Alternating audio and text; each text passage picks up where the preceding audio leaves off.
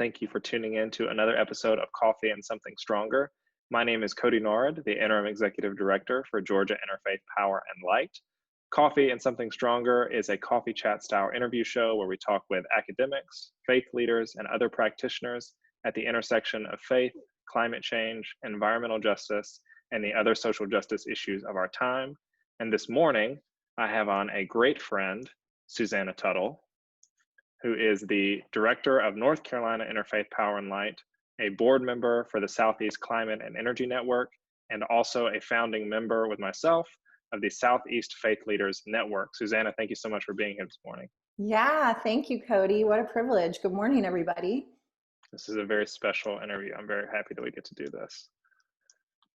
So to start, why don't you tell us a little bit about how you got into the work that you've dedicated your life to? Yes, thanks. Well, I was born and raised Unitarian Universalist, which really provided a foundation of my interest in the intersectionality of all of the justice issues out there, and grew up and have always been very interested too about how we learn how to be human, about what it means to be born into this beautiful space in this beautiful world with whatever particular set of circumstances that we're born into. And then how do we learn how to become human? Because unlike other natural creatures, we don't necessarily know what it is that we're supposed to be doing here. So I've kind of been exploring that for a long time. I've had a lot of fun and adventure, lived in a lot of different places around the country. And eventually it brought me to seminary to really want to go deep into why we tell the stories that we tell ourselves and what the history behind that is. And quite frankly, how we've gotten into this climate crisis. Because I truly believe it's a failure of people of faith that we have not recognized what is happening around us and to the natural world, and seeing ourselves as part of God's creation and wanting to protect the people and places that we love. So that brought me to North Carolina. I came here for an internship and I never left. I realized I call this the bioregion of my heart. I love this part of the country, the Southeast. And I'm here, and the opportunity to actually get to work in the field that I'm so passionate about professionally, and to lead in the ecological justice movement as an authentic faith leader is really a blessing, and I don't take it lightly. With great power comes great responsibility, and that's why I love working with people like you, Cody, so much, because we are in it all the way. We're in it to win it, and it's stimulating on levels that meet the heart, mind, and body, and straight to the soul. So glad I can speak about it. Thanks. Yeah, thank you. So I think you brought a reading this morning that I'll invite you to offer. I did. Thank you. I was looking through, there's so many good readings out there. And every year I get a calendar called We Moon, and this is the 2020 calendar. It's all based on writings by women for women, and it's a whole calendar of Gaia rhythms for women throughout the year. So I was skimming through it, as I do, and came across Learning Solar Power. And this is one of my favorite ones because it connects both spiritually and practically to what we think and do all day. So I will read this to you. This is written by Rose Flint, called Learning Solar Power. I stretch out my arms and feel your warmth, all this power coming so far just for us. I am learning to live beside you, but I'm slow compared to the mountains. It's taken so long to understand grains and pumpkins, hearth fire, and souls of diamonds. I've misunderstood so much. Forests of oil, sparking atoms, the worth of one burning tree. But now I am making engines for catching your radiance. I am honoring water and air, altering old wrong patterns, and watching earth sciences discover new ways to go on being, this small blue planet, last daughter of mother, sun. So there's a lot in there. Yeah, thank you for that. Could you talk a bit about why you chose it and what it means to you? Yeah. You know, so much of what we do with Interfaith Power and Light is really based truly in the name of our organization, of our shared collective network across the country, is really about the power and light within us and our relationship to power and light. And that covers all the spectrums from the physical power that's generated to electrify our spaces, our workspaces, our home places, our music venues, all that brings light and power and energy into our day, as well as political power and the light that we lead with, and what kind of energy we bring into spaces, and if it's there to be healthy and helpful, or if it's there to diminish and darken and diffuse. So solar power has lots of meanings in my mind when I think about the power of the sun, and how, as in the poem, it talks about that we've forgotten, like we came to this world and we didn't inherently know how to be here. And that's one of the biggest mysteries, I think, about what it means to be human is that exploration. And so we've constructed all of these, you know, different kinds of tools and generation forms to try to get to something that was already given to us and is already with us. And so that's so much of what we do with Interfaith Power and Light, is to remind people, to help people remember where we come from, and what power lies within us, and then what light we bring into the world. So it's a good one to reflect back on. I appreciate the chance to read it again. Yeah, it's beautiful. You talked in your introduction about being Unitarian Universalist and that being important to you. And I like to talk to people about the traditions from which they come. And I wonder if you could talk a little bit about kind of the unique tools and framings that being a Unitarian Universalist give you to kind of encounter this work of environmental justice and work on climate. Yeah, thank you. I often share with people that having grown up in the UU tradition really provided a really strong foundation for me to serve in the capacity as an interfaith facilitator. When people ask UUs what is it that we believe, we have this sort of slogan tagline that some people say, called "Deeds, Not Creeds." It's about what we do in the world rather than, you know, what we think we are in the world. And I like that. I also, when people say, "Well, what do you believe, Susannah? You know, what are your beliefs?" And I say, "You know what? I believe that people believe what they believe in, and I believe that they believe it's true. And I believe in the inherent worth and value of every living being." And so it's in the process of living into that love and truly understanding the complexities of diversity and the balance of equity and the role of justice in the world, to create a righteous space and place for everyone. And I think in looking at, you know, where fear and hate and torture and disgust come from is often from a place of real sadness and a sense of not feeling like we belong. And you can't be on this planet if you don't belong. I don't know how you would get here. You already belong, for better or for worse. And I think, you know, being able to embrace, and certainly Unitarian Universalists have a very interesting history. A lot of folks, especially because there's so many people coming to the faith in more modern days. For example, my father was raised Catholic and my mother was raised Methodist, and they met and got married in the mid 60s and wanted to forge a new journey and became UUs then. And so in 1972, I was born into a family that wanted to chart this new path. Although to be, 48 years old and to have been Unitarian my whole life is not something that you run into very often. And so it's great that I had a chance for people that are interested in Unitarian Universalism and interested in seminary. Seminary is amazing. I think everybody should go to seminary, but there are only 2 UU seminaries in the country where they're actual UU seminaries. There's one in Meadville Lombard in Chicago, and the one that I went to, Star King School for the Ministry in Berkeley, California. And that afforded me an opportunity to actually learn a lot about the origins of Unitarian Universalism, way back into Eastern Europe and Transylvania, and what it meant to find unity in the one.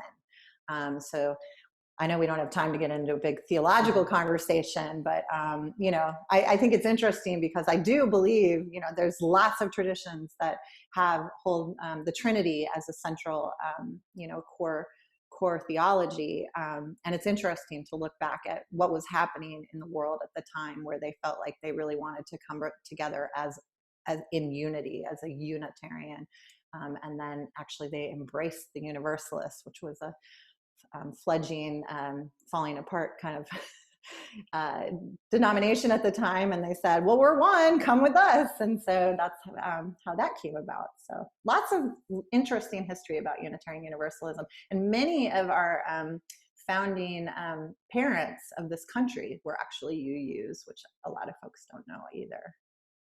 Can you talk a little bit about, as a UU, but also as a leader in interfaith environmental work, kind of the importance of the interfaith piece of the work? Absolutely.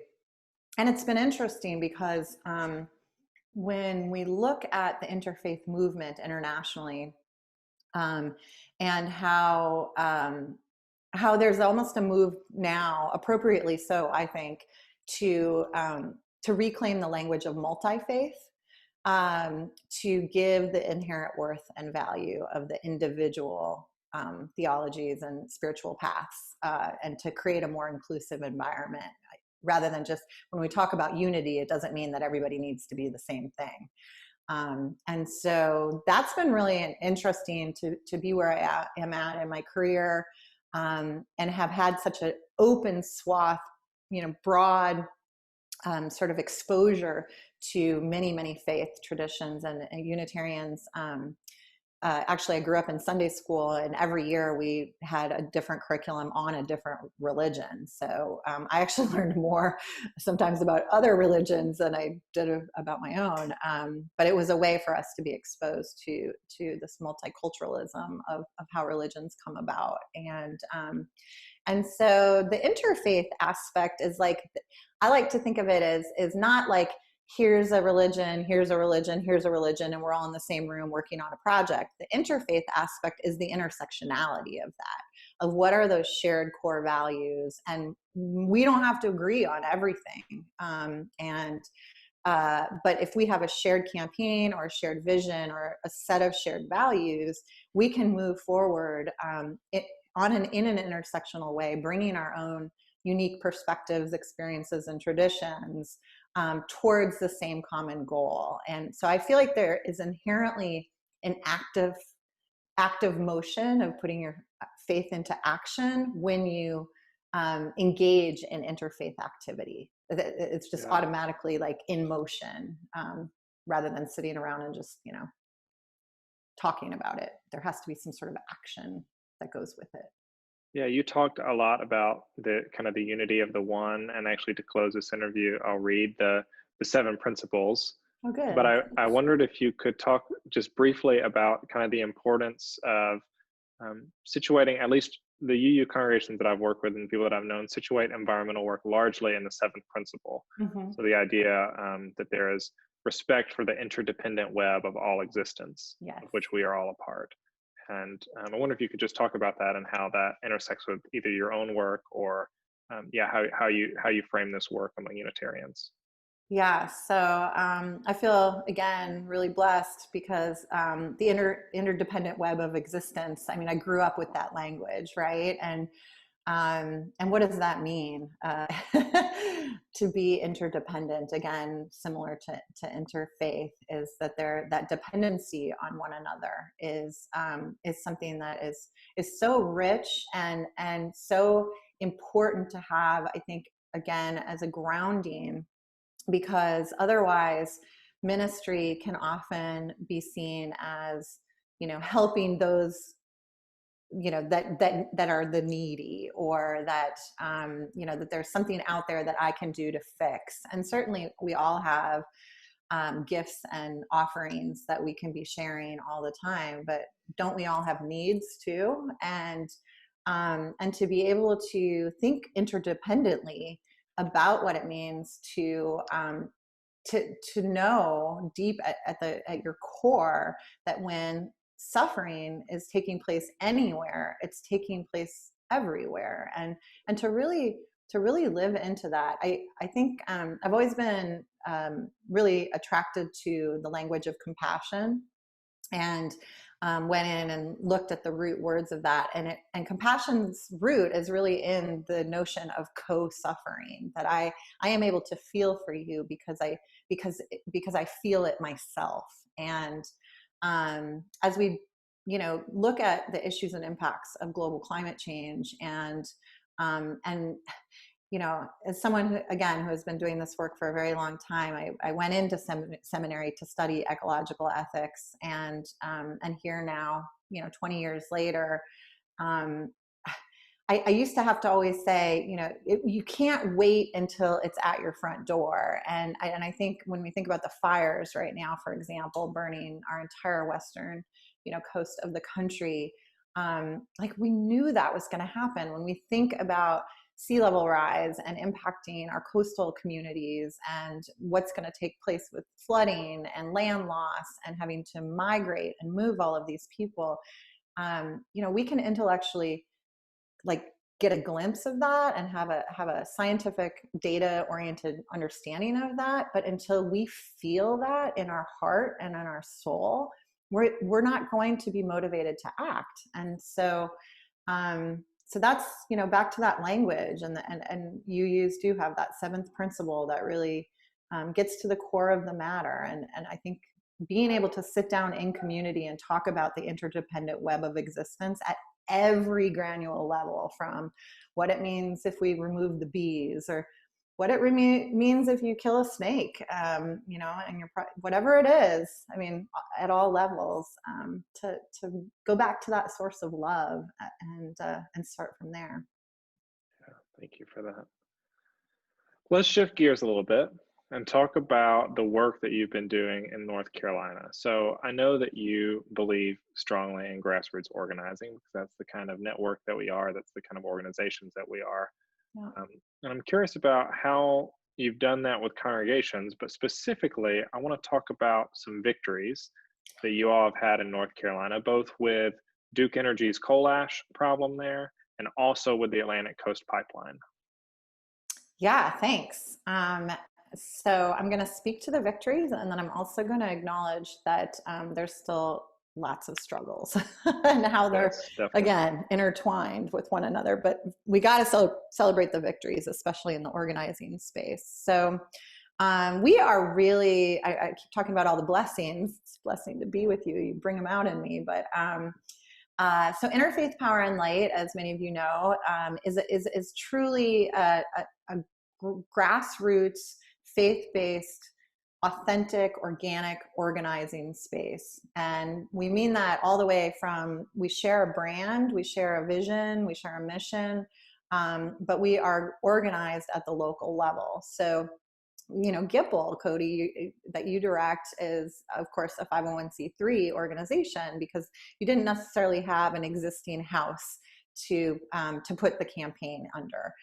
In North Carolina, we were launched into the Interfaith Power and Light Network as an existing program. Our original name for our work, that was launched in 2000 by a staff member of the Council of Churches, North Carolina Council of Churches, was called the North Carolina Eco Justice Climate Connection. And I'm very excited. This will be the first place I'll publicly announce. We've been having a lot of meetings about it, but in January of 2021, we're actually going to do some rebranding and reclaim that beautiful mission of the Eco-Justice Climate Connection.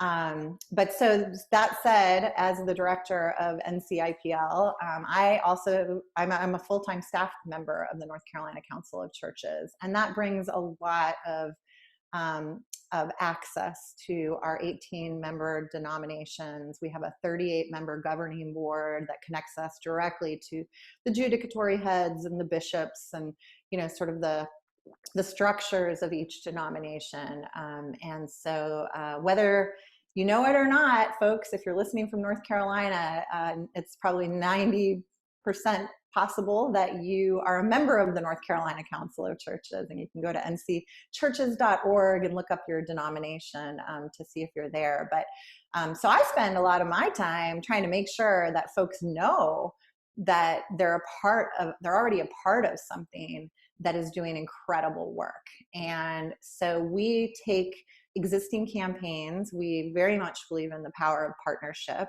And so we work with partner orgs all over the state, all over the region, all over the nation, to bring the best information and resources to our congregational network. And so when something like a fracked gas pipeline is being proposed to tear through a very sacred part of our state, there's lots of organizations working on that, and we have the ability to get the information that folks need to take action directly through our congregational network. So we, as I said, when we heard the news and I wrote our Voices piece on it, we organized and we prayed, and we brought our voices all the way to the I like to call it navigating pathways to power. We were talking about power and light before. So I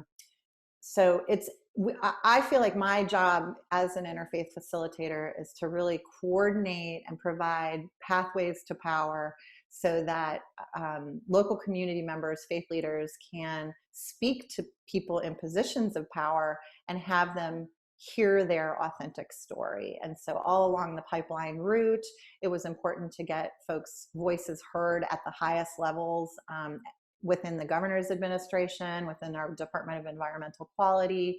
Those folks working in government don't always have access to every community member. So agencies like ours can make those introductions, set those meetings, facilitate that process. So we did a lot of that on the Atlantic Coast Pipeline.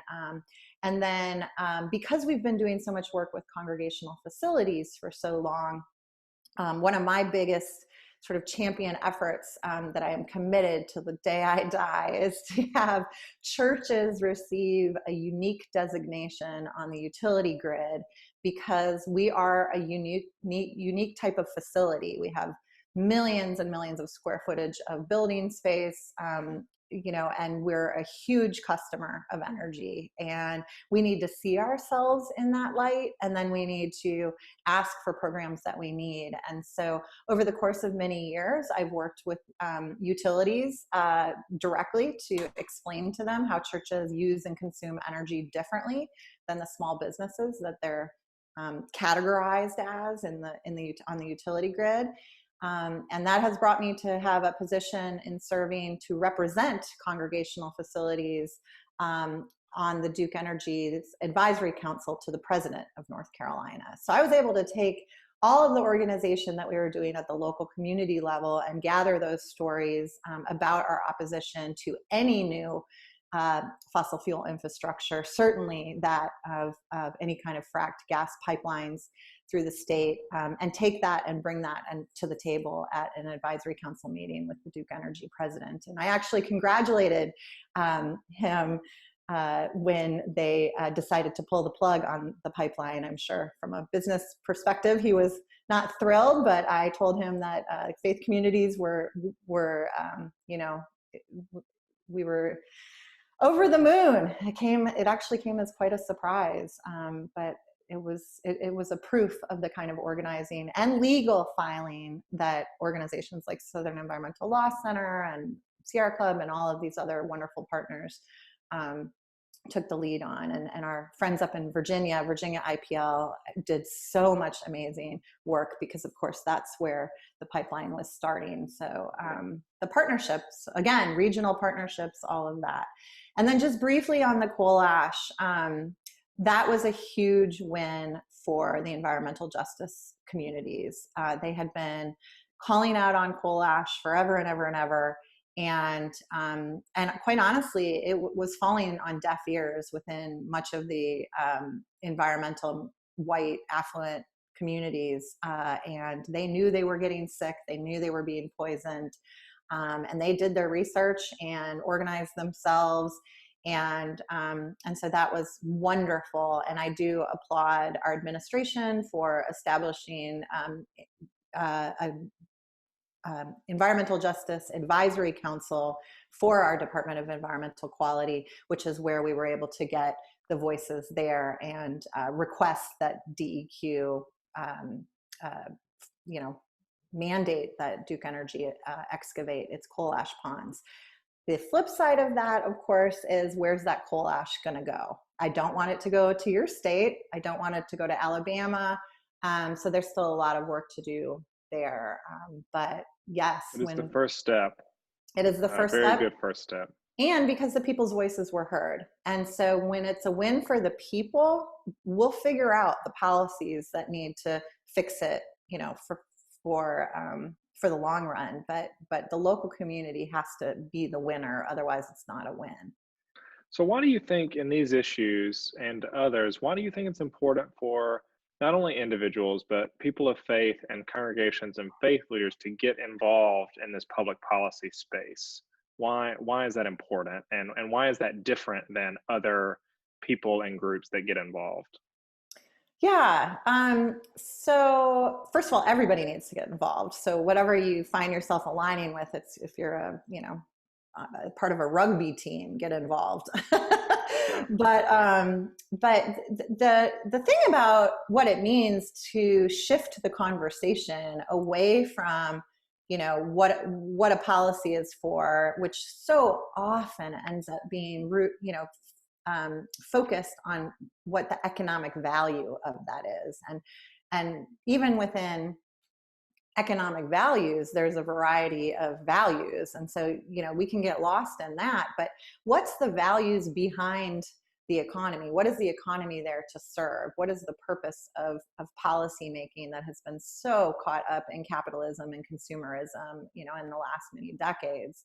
And so it is actually a mandate, a moral imperative that people of faith take the lead in the conversation. I think that's the starting point about what we care about most. And then we'll figure out a society that will work for that, for what we find in our shared values. And we've got to rein that in. And we have references that people are familiar with as well. So, the difference between going in with a fact sheet about why offshore oil drilling is a terrible idea versus, coming in with a story about God's creation of these magnificent oceans and our relationship to water, and water is life on all levels, and being able to speak and start there and say, we want to protect water. This is why. We know why. And you love your children. Hopefully you love yourself. You love your community. You love your family. We all want clean air. We all want clean water. So let's start there. Then let's figure out, okay, always coming back to that. Always coming back to that. Is this going to affect what it is that we all agreed on to begin with? And prior to actually working for NCIPL, I was very involved in the green building movement, and we called it integrated design process. Like, you want to come up with your touchstones so that you don't end up value engineering things out of the project. If you want something that has solar or geothermal, then you stick to that and you make that happen, versus get down the road and say, we can't afford this. Because that's what you wanted in the first place. And so again, faith leaders, faith communities really need to hold everyone accountable in society. And these policymakers are people of faith, but nobody's speaking to them in that realm. And so then they get caught up in it. So it's also what we do best is to, especially if you're clergy or in some sort of formalized training with grief work and compassion and ministry, do what you do best and minister to these people. Tell them that you care about them. We go and serve as witness, and hold them accountable, because if you're a believer, then whatever you think is going to happen, if you do things that hurt people and hurt God's creation, that is going to happen. Yeah. And so let's make sure that they have the right tools to make good decisions and love them. And I like to say all the time, you know what we can do best? We're going to love you out of office. If you're not doing it right, like, we're still going to love you, but you're going to be gone, because figuratively and realistically, you got to go if you're Yeah. not loving on your. This kind of brings us to another point, about a project that your state has been selected to participate in from National Interfaith Power and Light. Oh yeah. But the power of voting your conscience and voting your values and voting your morals. As a reminder to anyone who's watching, you can request your absentee ballot online, and do all that digitally. We'll put that in the link for this video. You can find it there. But Susannah, will you talk about the voter education campaign that you all are doing? Yes, yes, and we're grateful. So North Carolina is, whatever that means, a battleground state. It's a really important state for a variety of reasons. We have a lot of good going on right now. We have a climate action plan for the state. We have a risk and resilience plan. There's reports. We've got all these great universities doing all this great work on carbon reduction, and so we want to keep that momentum going. And we need elected officials that not only support that, but enhance that and invest in that. So that's what that campaign is about for us. It's called Faith Climate Justice Voter Campaign. And you can go to faithclimatejusticevoter.org and sign the pledge that you will vote with climate in mind. And then as part of that campaign, along with the other key Senate race states and places where we've got a lot of good going or a lot of bad going, and that needs to shift, which is pretty much everywhere, but where there's potential to make positive change. We're working with those states around the country, and in partnership with Faith in Public Life, which is a national organization that's doing a ton of great work on the census. Same thing. I feel like the census has just really gotten lost in the midst of all of the chaos of 2020, and it's so important. So please make sure that you're helping with the census as they cut it short this year. But they, Faith in Public Life, produced a faith values voter guide. And because climate change, unfortunately, has become so politicized that it is now, sadly, positioned as a partisan issue by the opposition, by climate deniers. We weren't able to just produce a guide only about the importance of voting for climate action, but the positive of this goes back to the intersectionality of all justice issues, is that the guide actually highlights 8 justice issues. And so in North Carolina, we decided, we got this wonderful guide that has, these 8 issues that we care for, all of them. And so we were able to come up with a strategy on how to get the word out and continue with the power of partnership, bring in experts on all the different issue areas. I have a lot to learn about healthcare. That's not something that I think or talk about every day. I have issues with figuring out my own healthcare plans. I'm on the ACA. It's really complicated. So the section on the justice and moral issues of healthcare was really an amazing forum that we led, and we brought in expert partners there. We just had a forum on immigration and loving our immigrant neighbors that was really just so heartfelt, and we realized that we have a lot to do. We've failed our immigrant neighbors and friends and families in this country, and we need to really get involved in policy for that reason alone, amongst everything else. There is next week coming up, Wednesday at noon, we go live and on Facebook, and we'll have some great speakers on racial equity and racial justice. So it's just been, 8 straight weeks of these incredible topics of connecting the dots and why voting our values matter. And now more than ever before. And so please get involved, vote early. More than ever, we need to understand, like, what are we waiting for? As soon as we can vote, we go vote. We don't wait until the last day when we know it's going to be all complicated. And this election is just a mess to begin with. So let's make it easy on ourselves and show up and vote and be very clear about what we value. And I believe that we will win. I really do. I think we're organized, we're strong, God is on our side, and we just need to get out and vote and make it happen.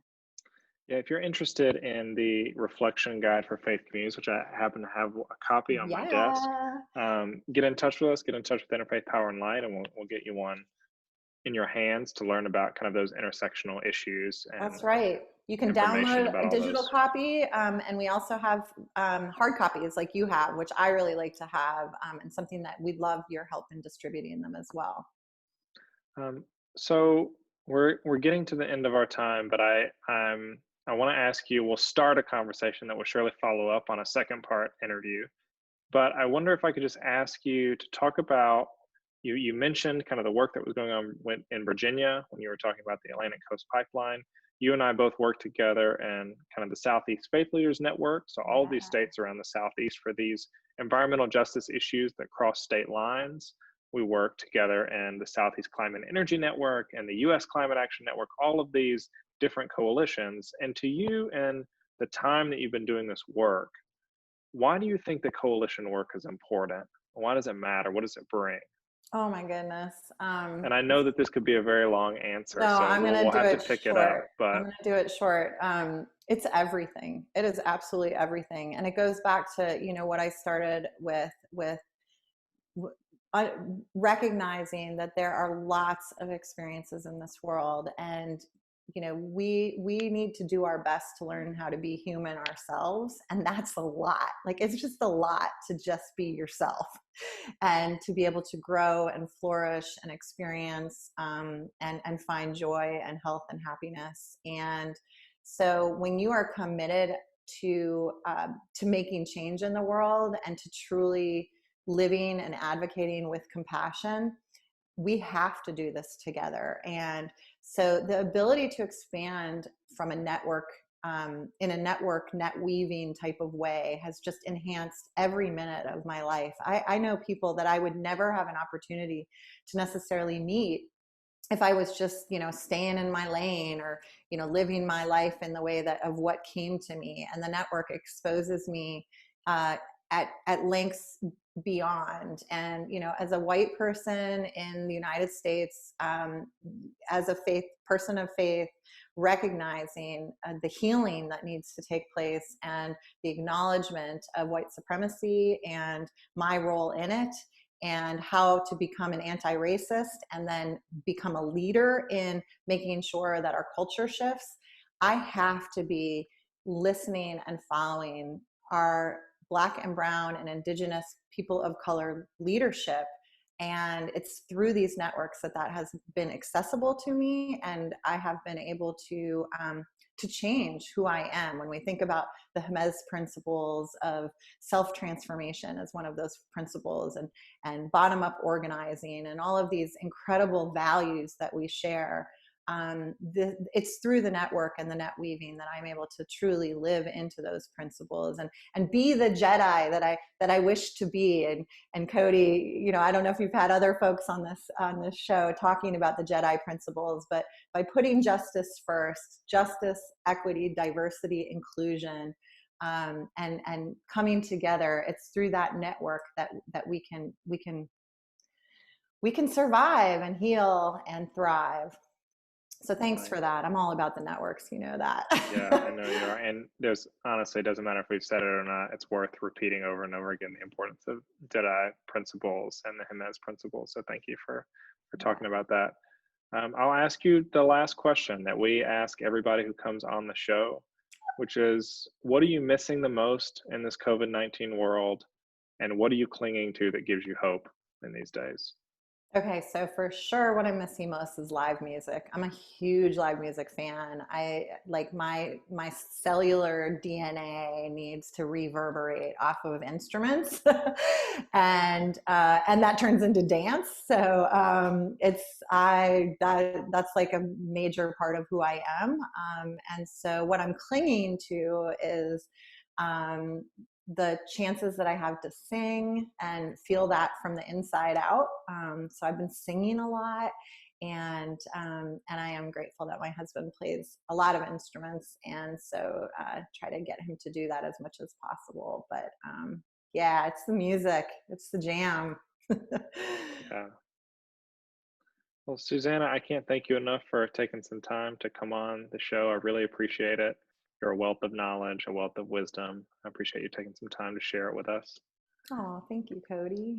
I'm going to close by highlighting the 7 principles from your tradition because I think they're lovely. And so I'm going to read through the principles. The first principle, the inherent worth and dignity of every person. The second, justice, equity, and compassion in human relations. The third, acceptance of one another and encouragement to spiritual growth in our congregations. The fourth, a free and responsible search for truth and for meaning. The fifth, the right of conscience and the use of the democratic process within our congregations and in society at large. The sixth, the goal of world community with peace, liberty, and justice for all. And the seventh, respect for the interdependent web of all existence, of which we are all a part. Susannah, thank you so much. Thank you, everyone, for tuning in this morning. You